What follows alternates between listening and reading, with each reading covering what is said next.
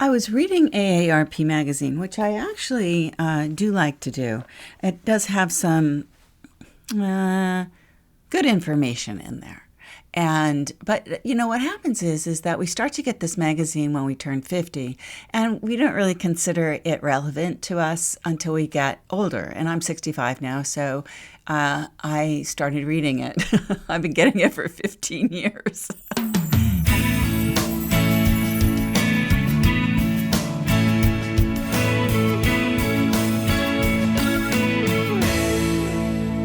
So I know that all of you probably are wondering what you should do if you find yourself out in a hike and you get lost on the trail. So I thought that I would share exactly what you should do. Well, I don't really think you're going to find yourself out hiking and lost on a trail, but I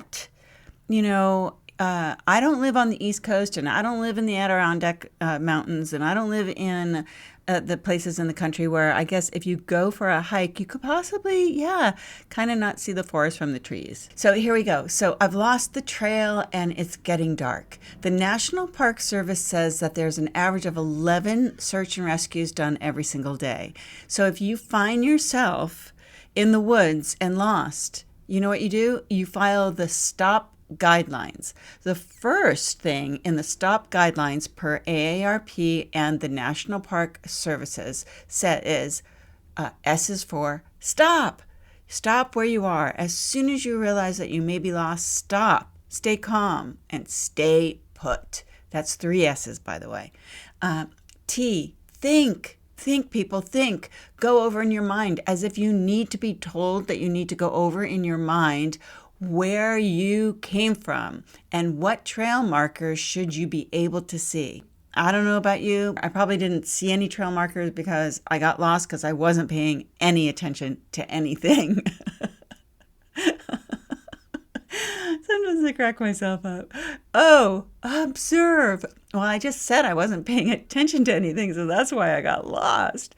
Get out your compass. Now, you should have a compass downloaded onto your smartphone. Okay? That would have been good to know on the if you get lost on a trail. And determine the direction based on where you are standing.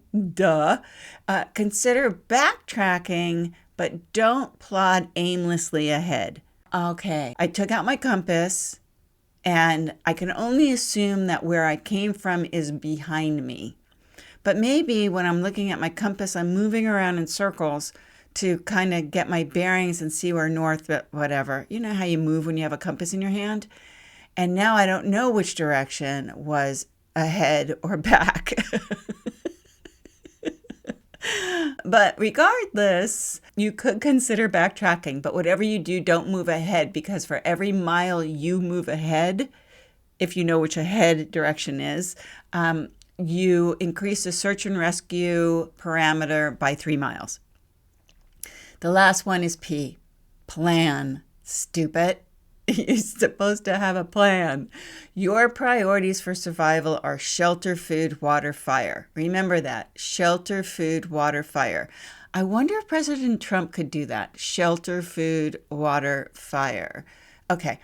If you already have enough water, or if you're cold and wet, because now you got lost while it was raining and you were hiking when it was cold, you can only blame yourself for that situation. Let's see, I lost my place. People can succumb to hypothermia even at temperatures over 60 degrees, which is important to know when you're wet, because windy and wet conditions can increase the loss of body heat by 25 times. That's always good to know. So there's a lot of things missing from this list here because I think they're taking into consideration, once you've all realized that you're alone on a dark trail to nowhere and you're lost, just stop what you're doing and sit down and cry because you forgot the matches. Anyway, this is Wendy Cooper. Thanks for listening. I'll talk to you tomorrow.